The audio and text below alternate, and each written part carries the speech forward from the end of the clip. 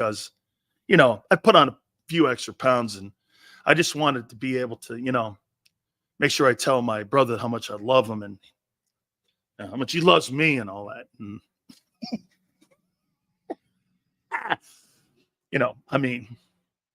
I just want to make sure everyone knows that, we're able to come together in harmony and give you this great network.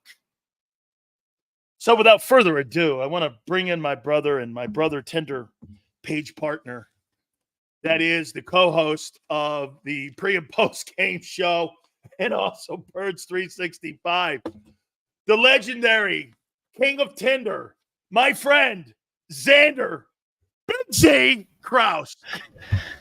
What a brutal intro, everybody. Are you kidding me? It's a football Friday, and that's the intro we get? Are you kidding me? I mean it, man. I mean, that's kind of how I felt watching the whole Nick. Hey, Zander, honestly, you've been in a relationship with a chick. Dude, every time how many times you got to keep talking about your relationship before, what do you know? What's up? Either you like the chick, she likes you, you like her. I mean, it's been 3 years now of this love affair going on here, man. I mean, surely these guys are going back and forth. And remember what Nick said too?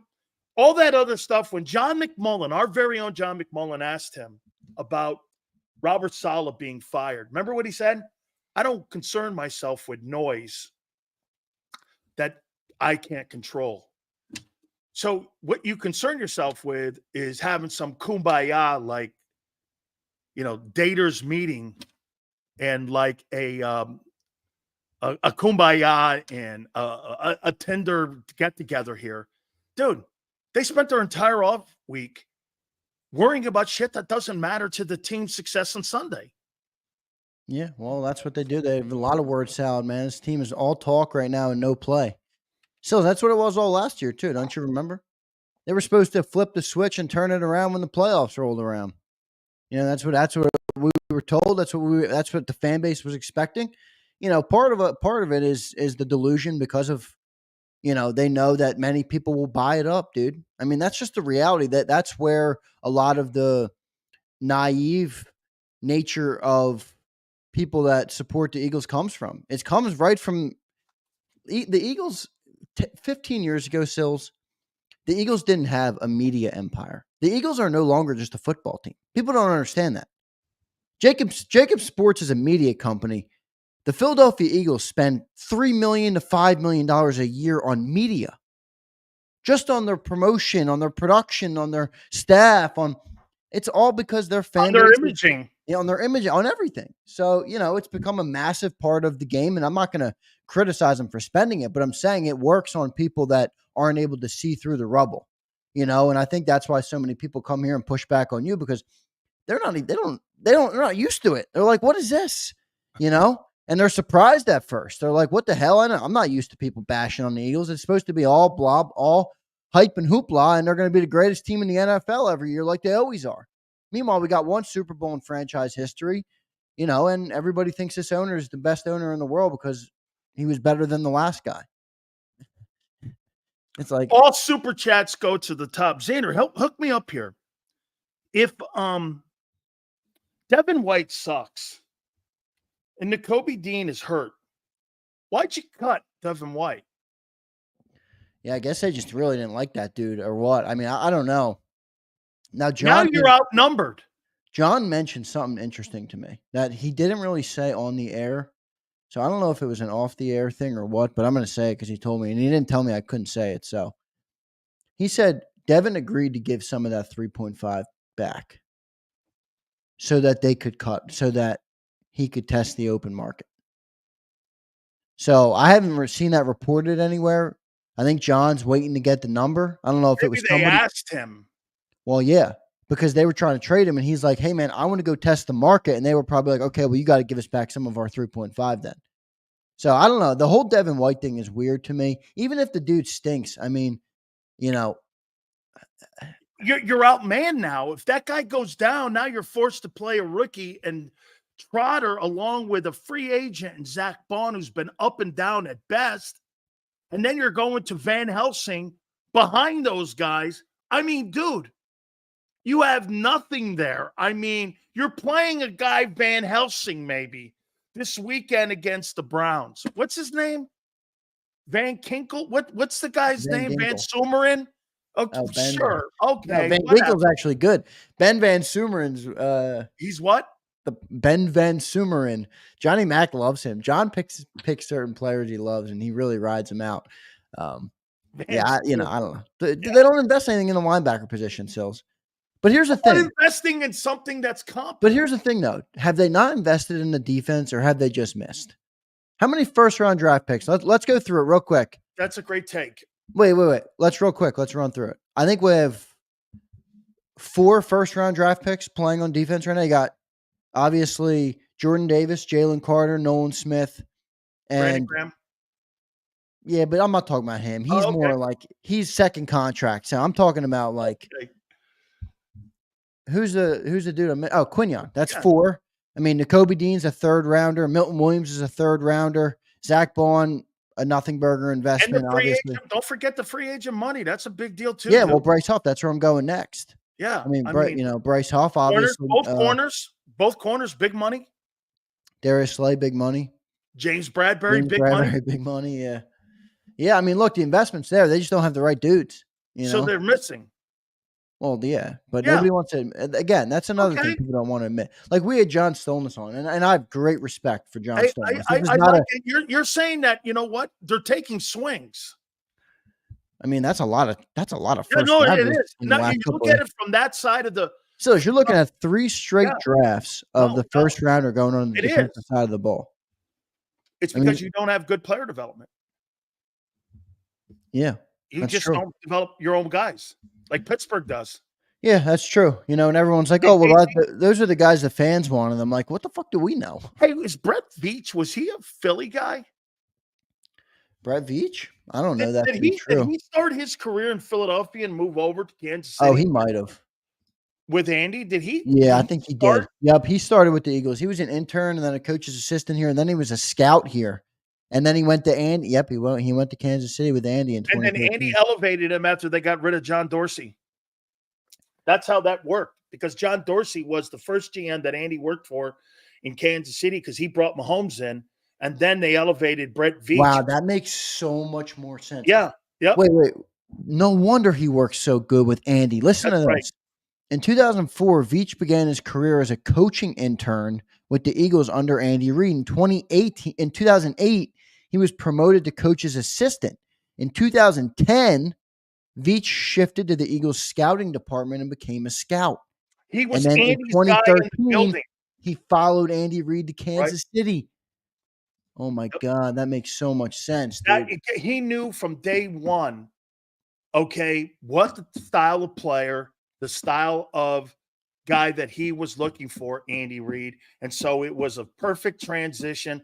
Here's the problem with, and by the way, let's not forget one thing too. John Dorsey was in the Philadelphia Eagle building too. Okay. So he knew the culture on how that whole dynamic worked, on what kind of players Andy Reid wanted. So he knew the kind of guy that they were looking for. That's why that transition to Veach was perfect. Because why? He worked as an assistant coach. He worked in scouting. And he knew for the last 25, 30 years, he knew exactly the kind of player that Andy Reid wanted when he got to Kansas City. That's why all those transitional moves, like no wide receivers, going hard on tight ends, getting great assistant coaches. I'll tell you one thing Andy Reid learned from Mike Holmgren. Mike Holmgren taught that guy, just like Bill Walsh taught Mike Holmgren in San Francisco. You're only as good as the assistant coaches you have in the building. Look at that coaching staff that they had in Green Bay up there. Dude, they had the guy who was on the NFL Network, who was the coach of the 49ers. They had Andy Reid up there.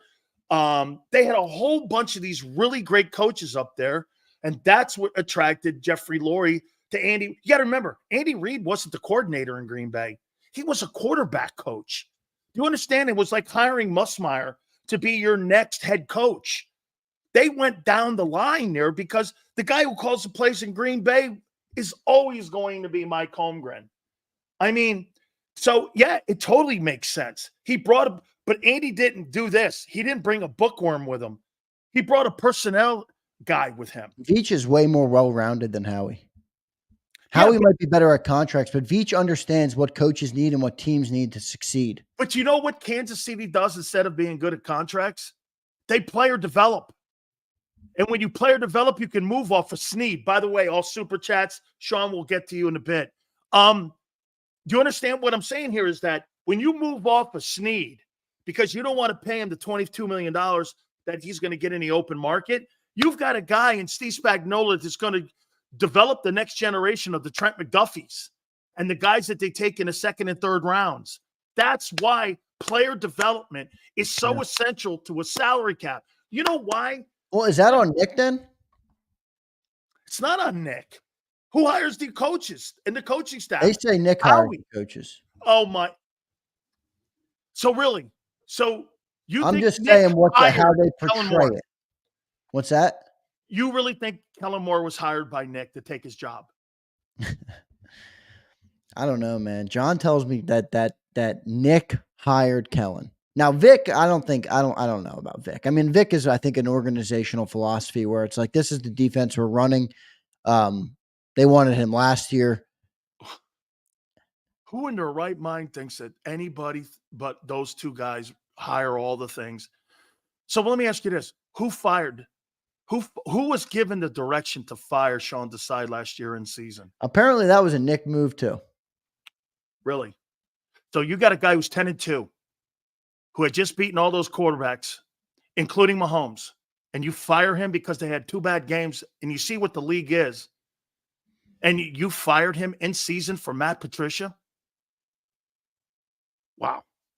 I'm way not on that. I'm way not on that limb. Holy Matt Patricia. So why would Howie move on from Desai then? Because they panicked. See, I think Nick panicked. What? I think Nick panicked. I think they all panicked. See, the Desai one, I could see that being Nick because Nick is a irrational, emotional. So wait a minute. On Monday, he tells you we have all the guys we need in our locker room. During that week when he got fired, if you remember right, on a Tuesday, somebody, I think that, what's his name from the Inquirer, Sally, whatever, Mike? Oh, Silsky. He asked him, he goes, so you have all the guys you need in here to go forward? And when he goes, yeah, we have all the guys we need. By Friday, they were showing you fumbling drills with Hurts. Thursday, Friday, Desai was fired. That was Nick? I could see Desai being Nick more than I could see Kellen being Nick. So he just walked into the Nick is up and down, dude. Emotional. So when Robert Saleh was fired, you think that, when the owner parachuted in and fired him, okay, and now all of a sudden this new coach elevates or demotes Nathaniel Hackett. That's the new coach's decision to demote Nathaniel Hackett, Aaron Rodgers' favorite offensive coordinator in Green Bay and now in New York? Or do you think that came from the owner? But not in Philly, right? No, I do. You're right. I mean, look, I'm just going off what I'm told. And John, look, everybody says John doesn't want to lose his key fob. I get it, but there is times when John is very critical of the owner. I mean, even this week he came out like, I'm not saying I'm right. You're right, though. Like, sometimes John says things, and I'm like, I don't even know if John believes that. But I can't knock him. It's his livelihood. I'm really not trying to criticize John at all. I talk to I'm John. not criticizing people for having a different opinion than mine because that's what makes our network great. I want that. No, yeah, I agree. Like but I'm just saying, normally John is when he tells me there's like, this is what happened. Because somebody dropped a super chat this morning on our show and was like, John, give us some of the off the record stuff, like just a nibble. And he's like, I give it to you all the time. You just got to listen. And he was telling me all the time about Devin White. He told me all off season that Nakobe Dean was going to start. Yeah, and I'm like, how does John justify that guy getting beat out when Nakobe Dean did nothing to beat him out? What? Because he ran better bags? Justifying it is different than reporting it. No. Yep. But here, flexing as a group. Hey, Zander, why would you complicate 10-2? Yeah, you're right. Well, they were the most miserable 10-1 team in the world, is what you had beaten the Bills. You had beaten the Bills. Yeah, we beat every good team in the league, for crying out loud. You beat the Chiefs. You beat Dak. The 49ers blew our doors off. So what? You lose 2 games. Teams get killed. Dude, the 49ers regular season. Do you remember the year the Patriots got annihilated by Kansas City and at Arrowhead, and they were asking if Belichick was going to bench Tom Brady? to put Garoppolo in, and he said, we're on to Cincinnati. Remember he kept saying that? They got murdered by KC that year. He wasn't thinking of moving on from Tom Brady because Brady was 41 years old. They were on to Cincinnati. They weren't panicking. Belichick was not going to panic. You're not going to panic. Dude, getting killed by the Cowboys and getting killed by the Niners, what you did was you systematically shot yourself in the leg, and you did end up imploding. But here's the problem. That organization cannot fix disasters. You know, like when your roof leaks, the Eagles can't fix the leak in the roof. It's the same leak in the same spot. But doesn't Nick strike you as more of the irrational, emotional, up and down type of character who would panic? Yes, to your point. But then why would you trust that with your decision making with your coaches if you think he's erratic? Well, he is erratic. I don't think. Okay, wait a minute. If you're saying he's erratic and they know he's erratic, and that's why they put Big Dom on the sideline, knows he's erratic. Okay, wait. So you're going to give a decision making on coaching fires and hires to a guy who's erratic? Yeah, maybe that would prove even more that he wouldn't be. So a guy who's an emotional guy like that, that's up and down and all over the joint, you have to have a bodyguard or a strip club bouncer on the sidelines for him. You're going to give decision-making on hiring of assistant coaches and coordinators to him? I might not. Hey, I mean, look, man, I'm not trying to run. I'm trying to avoid the Titanic hitting the iceberg. I'm not trying to run my boat into the iceberg knowing full well it's in front of me. Why would I do that? Yeah. Holy, What's the point, though, as it relates to right now where we are? That no matter what, this season is going to be one of those years where you're going to play 60 minutes of football, and no matter how many kumbaya speeches or no matter how many things that they're trying to portray out there, now they're doing tackling drills. I mean, dude, tackling drills and Love Fest and Tinder meetings. Wait, did you hear what Nick said today? I did. They also switched up the video and audio of the practice or something, and they're simulating crowd noise or something. Zander, I did something that you told me not to do. I listened to that. There was 7.5 minutes left of it. I think there was about 14 minutes of it. I turned it off because I didn't even know what he was doing. Here, let me give you listening, man. Hold on. Let me give you a line in this thing that I wrote down here. Here, check this out. So he was asked the question about, practices, and he goes, baseball, perfect game. You get a perfect game, but you don't get a perfect game in football. You get a perfect game in baseball.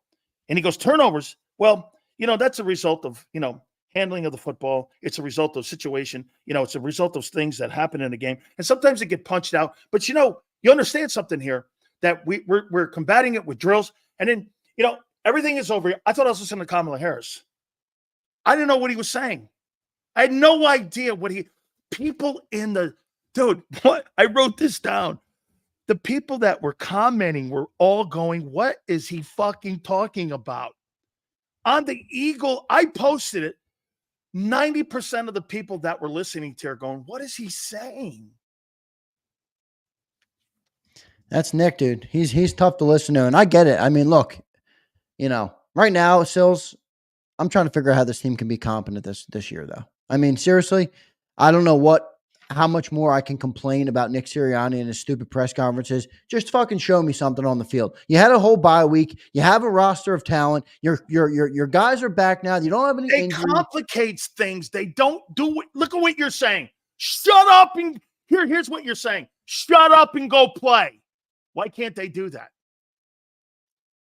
Here's something that I wrote down about the game here this week. And you tell me if you agree or you disagree. At the end of the segment, we'll get your total pick. But here, it's out of the bye. And I wrote this down. This is going to be a pretty challenging football game. And I'll tell you why.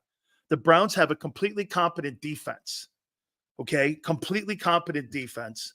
They're good at every level. They've got a coordinator that's excellent. They got a coordinator that knows how to stop Hurts, how to bring pressure.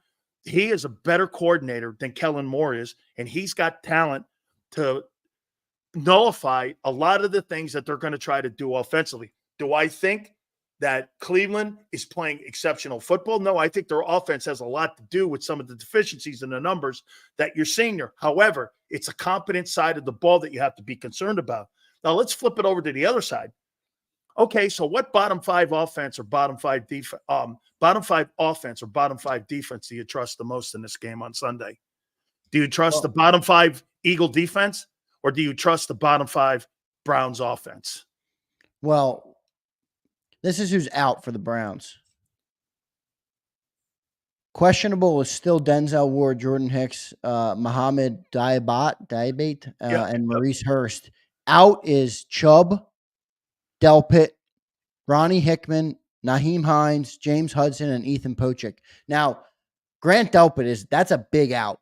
He's a great guy in their secondary. So him being out, I was waiting to see that news. That came out. I'm talking offensively here. What's that? I'm talking offensively.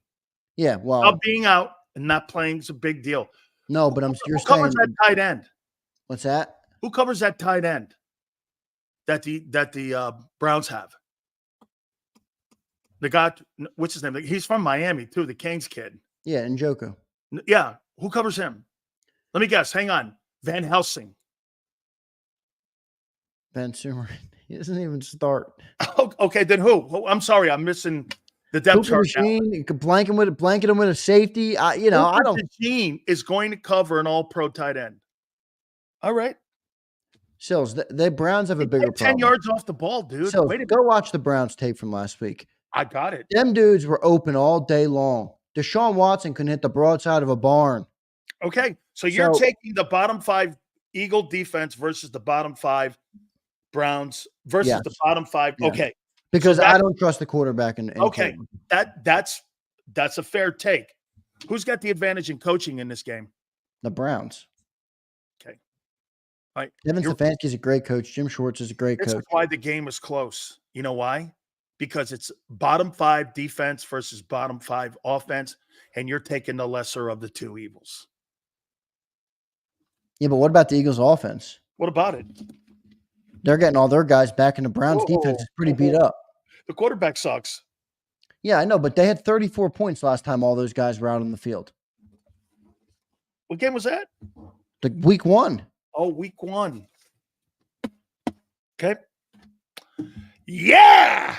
I'm just saying. I have problems with Jalen. They're not putting 34 points up against the Browns. I didn't say they were putting 34 points up, nor did I predict they were going to put 34 points up. But to sit here and say that the offense has stinks like the New York Giants or like the Deshaun Watson led Browns when all those guys are healthy is not true. I never said that. I said getting these guys. You're speaking like they are. Okay, well, get this. So you think a guy taking a full month off who hasn't run because of a hamstring, he's ready to rock? Who, AJ? Yeah, he was going to be cleared to play for last game. They sat him out of caution. Now he's had the bye week and now another 2 weeks. Concussions doesn't concern me because once you clear that protocol, you're out there. That's what happened to Grant Delpit. He's in the concussion protocol. Yeah. He couldn't get out of it before the game. That's not an injury. Okay, that's not an injury. I think AJ's going to be all right, man. Okay, so this is a comfortable win for you then. All right. I'm not saying that. I'm just saying that I'm not going to sit here and act like our offense isn't about to do something in this game. I mean, the Browns offense hasn't scored more than 18 points yet this year. They're 1-4. They lost to the Giants, they lost to the Commanders, and they lost to the Cowboys. They're going for the NFC sweep right now. I'm not going to sit here and say that because the Browns have a decently competent defense on some days that they're going to fucking stop us. I'm not. I'm sorry. I'm just not. Well, Senor, that's because you got Van Helsing covering the tight end. We're not talking about how hard I am on this team. And then you have some people who still continue put that up there again. Good. Who still continue to say that I am on the high horse. Jalen can't find the broadside of a barn. Okay, well, A.J. Brown did have 1,500 yards last year. Devontae Smith did have 1,100. I mean, I get it. I understand. He's not an elite quarterback. He's 12 to 18, depending on how good he plays. But that doesn't mean he can't find the broadside of a barn. I mean, how do you think? Let me ask you this. Well, he's 25th in accuracy right now. Well, yeah, A.J. Brown was out for 3 weeks. Oh, wait a minute. So accuracy for the quarterback determines who's out there playing? Yes. For Jalen Hurts, yes. Yes. 100%. Jalen Hurts trusts A.J. Brown, Devontae Smith to a fault. When they are not there, he goes way So downhill. when you play catch with your buddy, and you got another buddy that you play catch with, and you're throwing the football to your buddy, or you're throwing like whatever, baseballs or what have you, you get the ball to your buddy, right? You're accurate, right? I mean, no matter who it is. So if you don't have a star player over there, Hurts becomes not accurate. He can't even play. Hurts needs everything around him. That's been established. I'm past that point. Hurts needs everything around him. He's got him back this Remember, week. folks, I'm not saying this. He's saying it now. What am I saying? I'm saying he's going to be more accurate with A.J. Brown in the field. 100% crystal clear, perfect around him for him to be somewhat successful. You just said that. So is our offense not going to improve at all with A.J. Brown, No, Devontae Smith, and Lane Johnson all back this week, Silz? Come on. Go ahead. Tell me that. Okay, wait. Those guys are all great players. I don't buy your guy. Okay, but I know the mail. I know the mail's in the back of the truck. I just don't believe the mailman's going to deliver it. Offensively, our team has not been bad when they are all on the field, whether you like Jalen Hurts or not. So no matter if Jalen Hurts has A.J. Brown and Devontae Smith, in the last 22 games, he has almost 30 turnovers. It really doesn't matter who's fucking playing or not, dude. He's a turnover machine. Whether you got your stars, whether you got your stars or not, man, he's going to turn the ball over in this game Sunday. You can guarantee that. He is not going to play a clean game Sunday. He is not. He hasn't. He's just not. Everyone's waiting for this clean game. Dude, that game is 20. Hey, by the way, I want to bring this I'm predicting 0 turnovers and 300 yards. Love it. Yeah. I'm going to give him a Howie. Ready, folks? I wasn't going to do that until I came on here and Cilio's acting like we have the worst offense in the NFL. Since the 2000 legendary Zander 2022 season, if you put that to a side where you could look at that as an anomaly season like 17, the team is 26-18 with Hurts being the starting quarterback. Did you do that math right? Well, we're here. Let's do it. Watch this. He was 9-8 in the regular season. Okay. And they were 0-1 in the postseason. We'll put that. No, we can't count that because that's Shane. This is without Shane. Oh, well, then you can't do 9-8. That 0-1 counts on him. Then he was 11-6. Okay. Remember, Sirianni said, this is my offense. Okay, that's 13-11. That's and it's 2-2 this year. Hold on. Wait a minute. That's 9-8 and 11-6. Hold on here. 9, 10, 11, 12, 13, 14. That's 14. That's 20-14. Then where are you getting 20 wins, dude? You 9-8 and 21. Last year, 11. Okay, but they had Shane in 21. Oh, that's right. It goes like this: 2-5, 2-5, 2-5, and then 11-6. And you said 13-11. That would be 13-11. Now, if you add the 2 playoff games, it's 13-13. Now you're 2-2. Wait a minute. Now, whoa. 2-2 this year. Because Nick's still involved. He said it. It's cool. Kenny P, the math ain't kicking my ass, bro. I'm good at math. That's 15-13. Last year he lost the playoff game. So they're 15-14. 15-15. 15-15 without that 14-3 season with Shane being the offensive coordinator, Nick running the offense or being involved in the offense in some way. You're 500. So where is this immense winning? That's just the perfect cherry pick, though. Wait a minute. All you guys do is cherry pick 22. This is bullshit. All you do is pick 22. No, shut up and let me get a point out. This is why this is complete bullshit as an argument.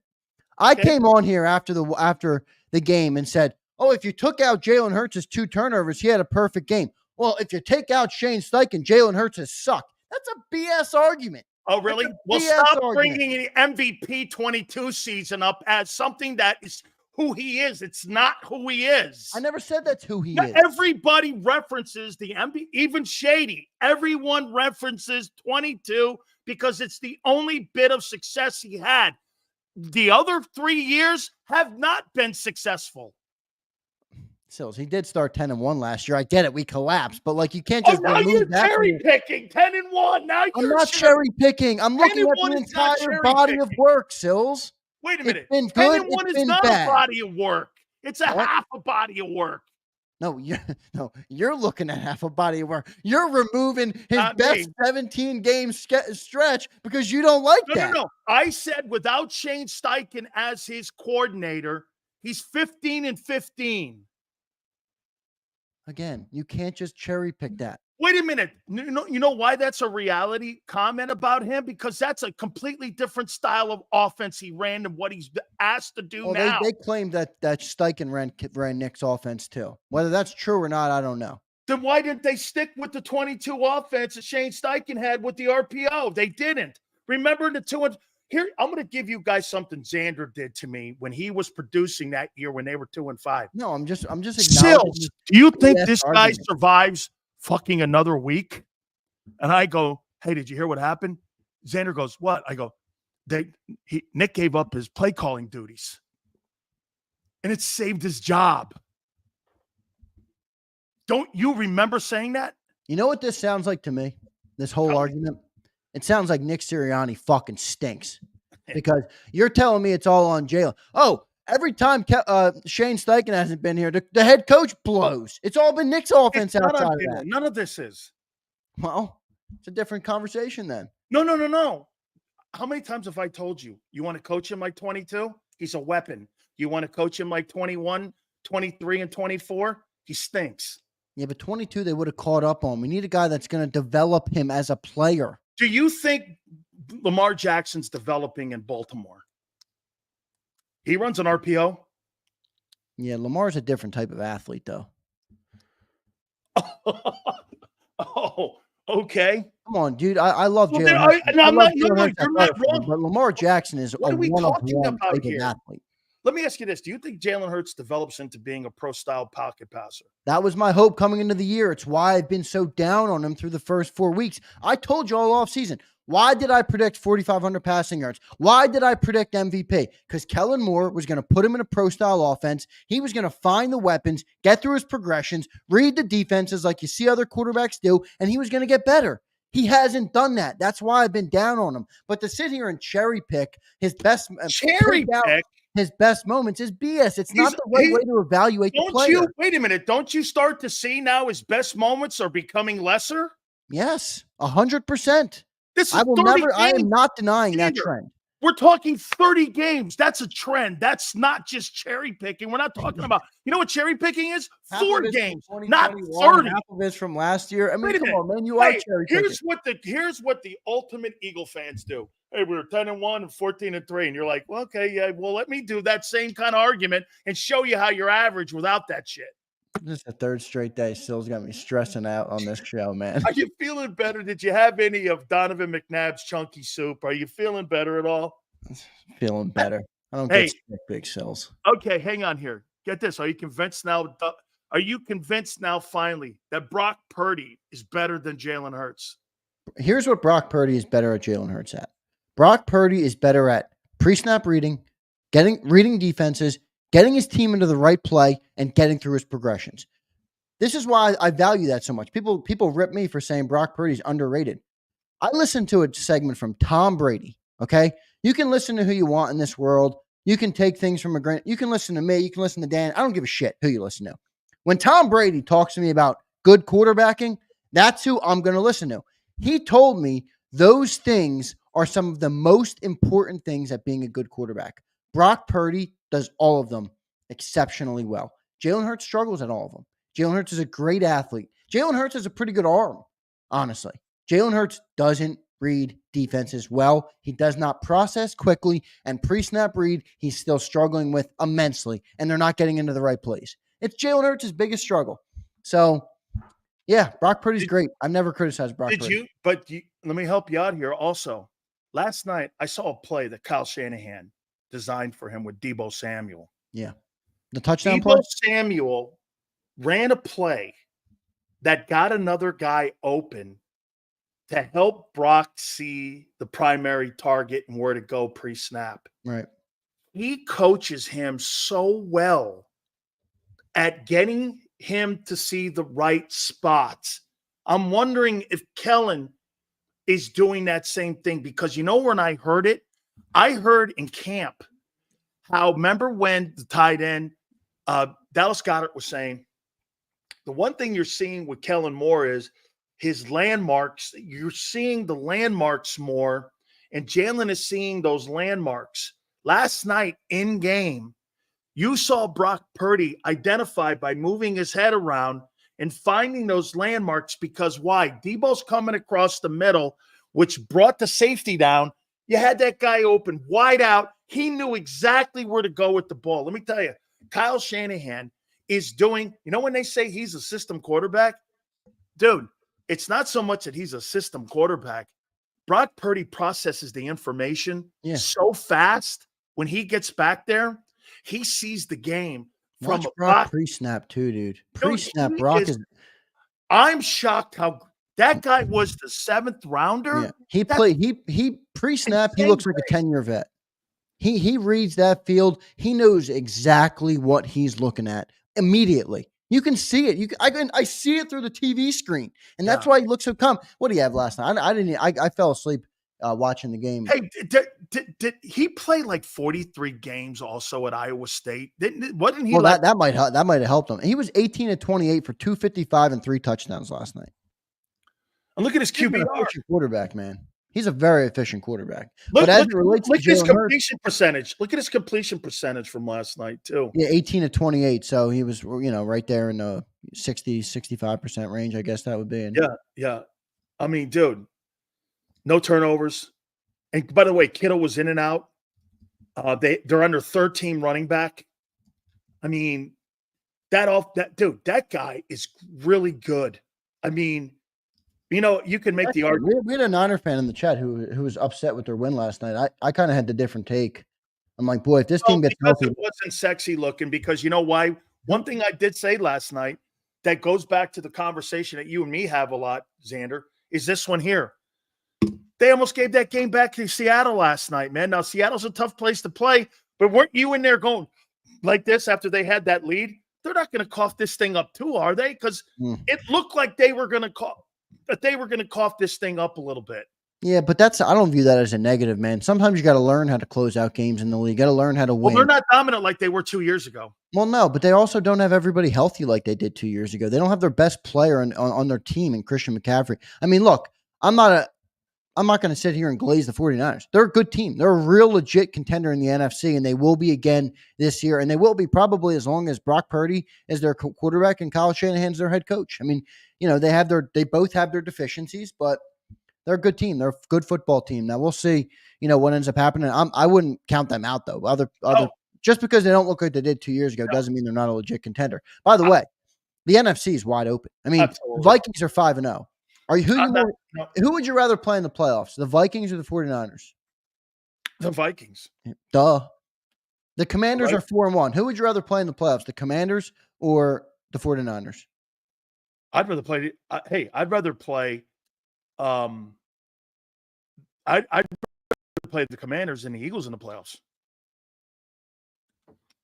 Yeah, because they got the young quarterback. Yeah.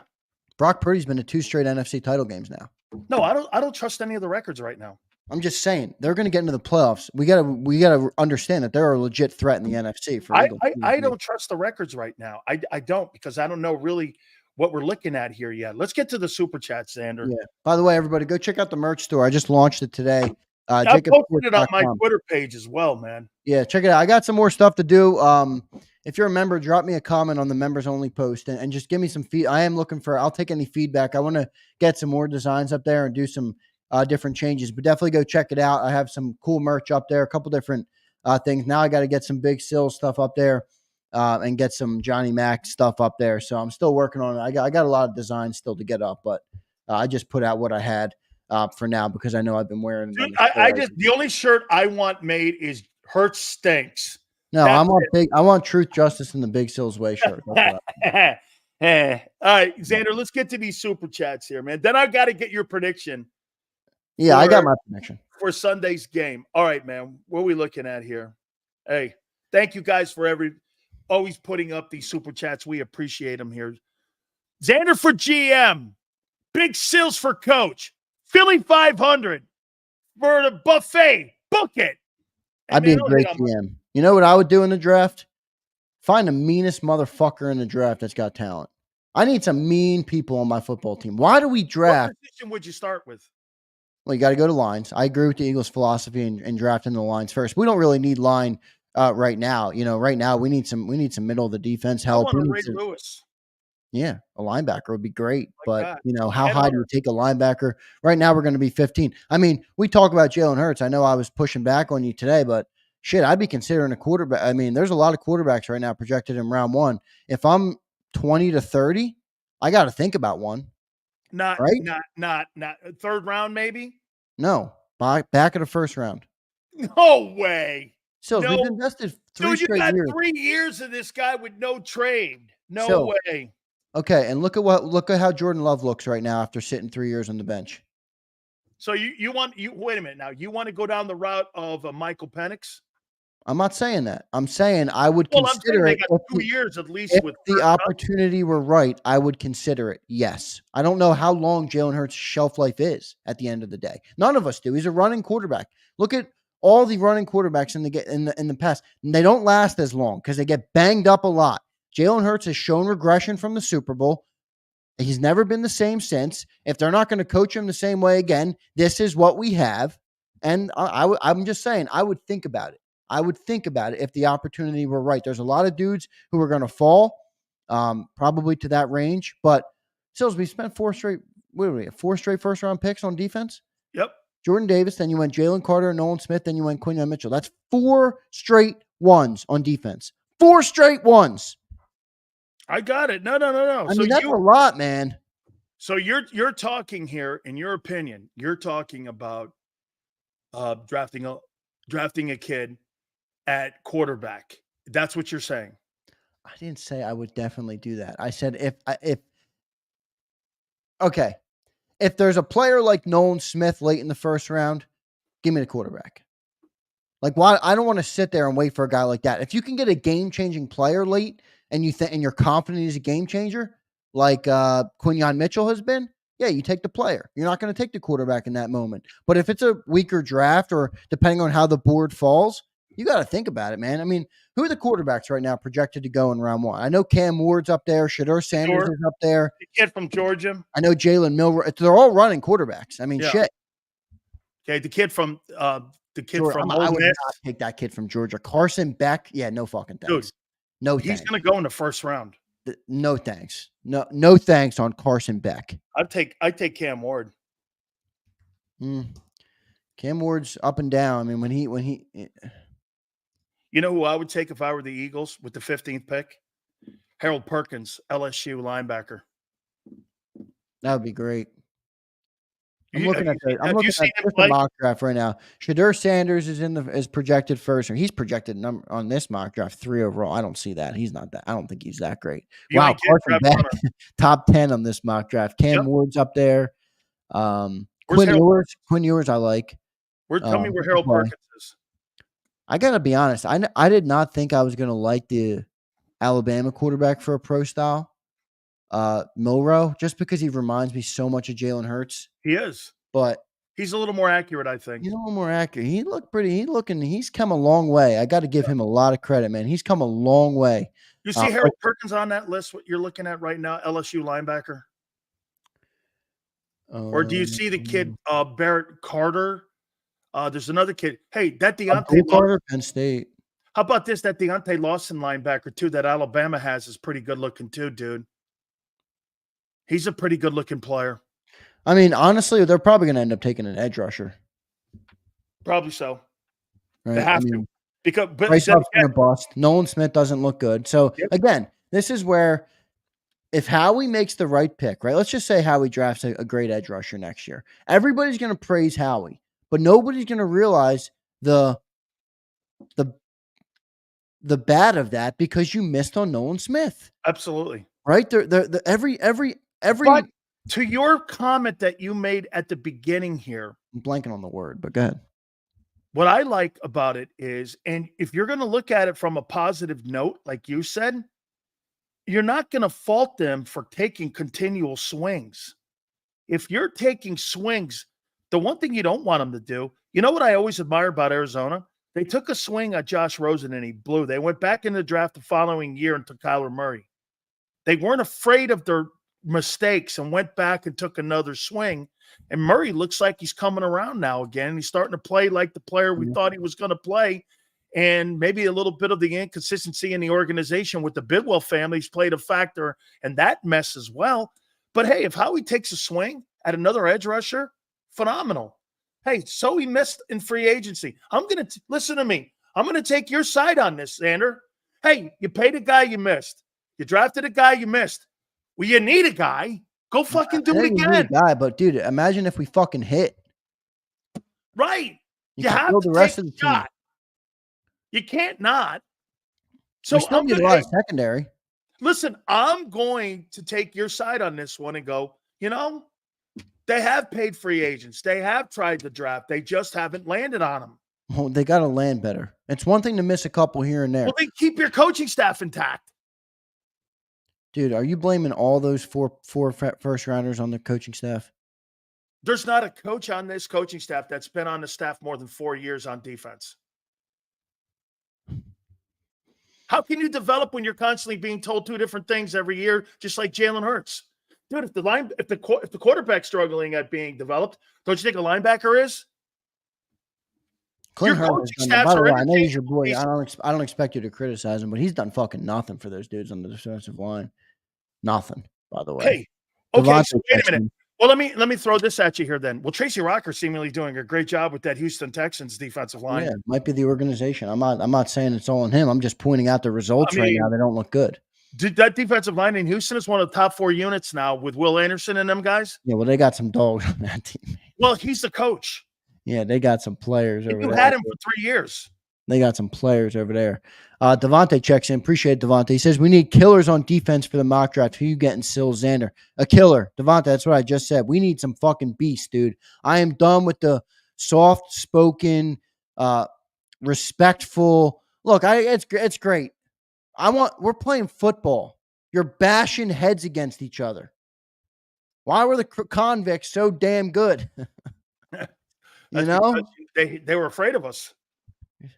Get some dudes that have an FU attitude. I'm good with that. Zander, when you heard that that Star Wars march, and you heard the lights go off, and you saw the smoke. We were the inventors of the smoke, of course.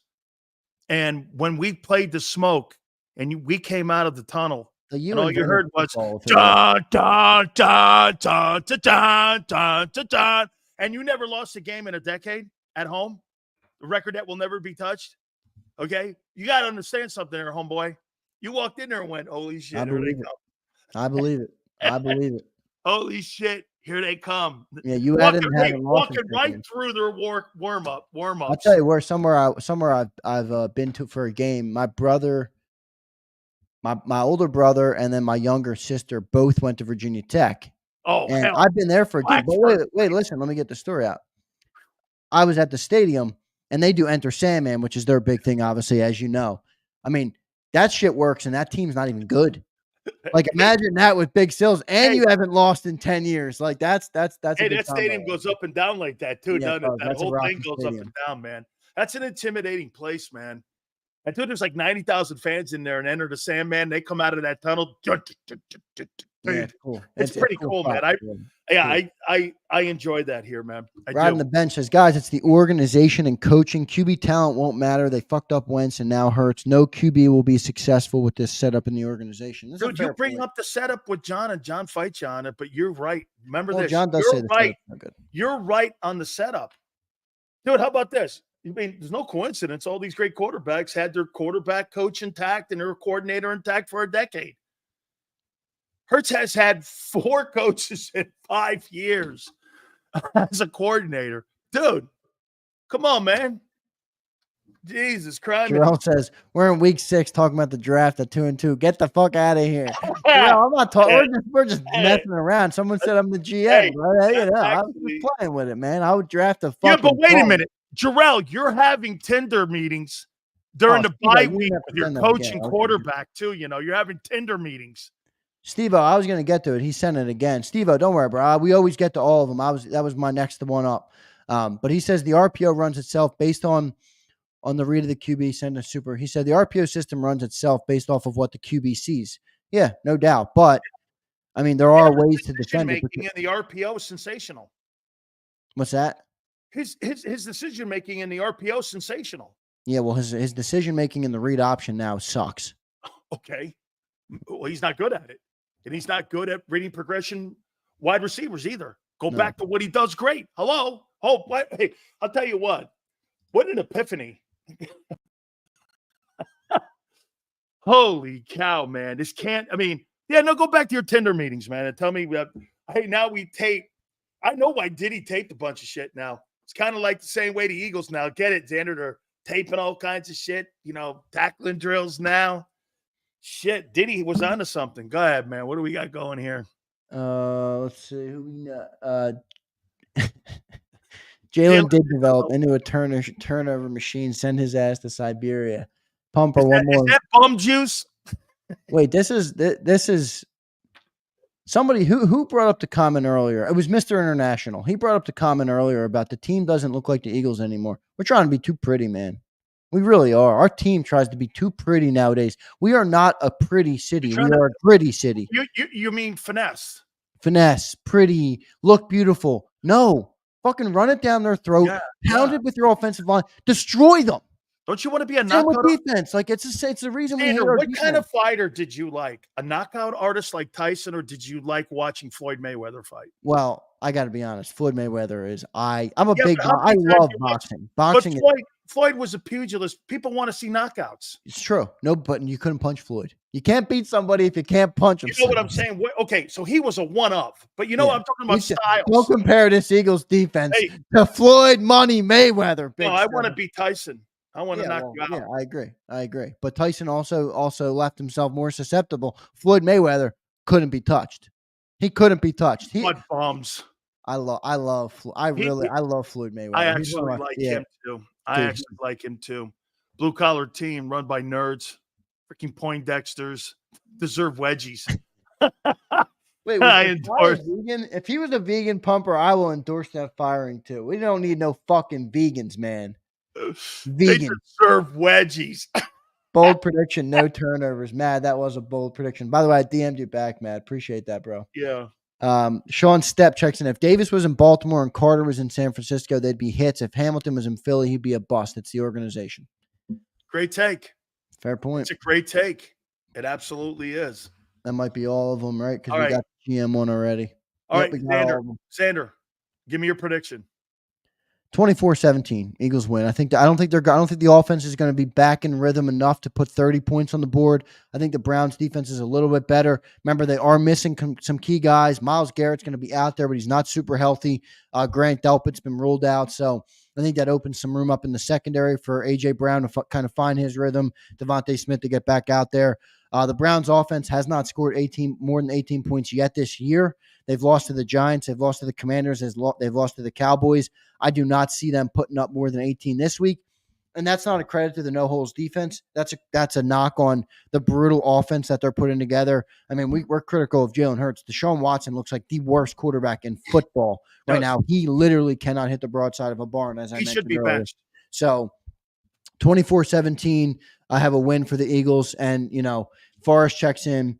Or no, not Forrest. MC checks in. It's 24-17 a win, actually a loss. It's not, MC, because this is why it's not. And I understand people are like, we need to blow a team out. I get it. But what does that get us, MC? Last year we were 10-1 and we collapsed. Nothing. If this team can play clean football, dude, Jalen Hurts needs to take the turnovers back. I'll take a 10-7 win and play your best football after Thanksgiving. Yeah. I'm not looking to blow it. I'm not looking to blow the doors off any team in October. Get a win. It doesn't do shit for us, MC. Yeah. Don't buy into that hype.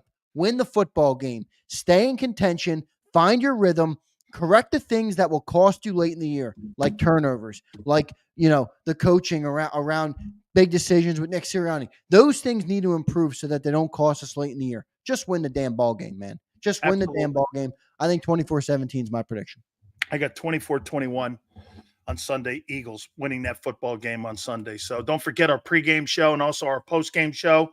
Don't forget Birds 365 also will be there on Monday as well here. The defense needs Greg Williams. Implement a bounty system. I'm sick of patty cake, sleigh, meat riding opposing teams. This guy wants Greg Williams. I don't know if that was a real rumor or not, but Greg Williams, holy shit! I'll tell you what, Greg Williams. Abe says bragging rights. Wait, also New York. So wait, Silz, that's another reason why this city it's going to fall out from under them if we lose. The whole NFC East is beating the Browns this year, except for us. If we lose and we're the only one, oh god, that's going to be ugly. But all right, let me get out of here, Jason. All right, Zander, I appreciate it. Don't forget, Jason Cole's going to be around the corner. Great stuff, Zander. Appreciate you all, man. Check out the merch line. Appreciate it, everybody. JAKIBSports.com. Appreciate it. And we will catch you also on the pregame show. That'll be on Sunday. Hit the like button. Keep it here, National Football Show. If you missed any of today's show on the JAKIB Media channel, listen to the podcast on your way home. Available on YouTube, Apple, and Spotify.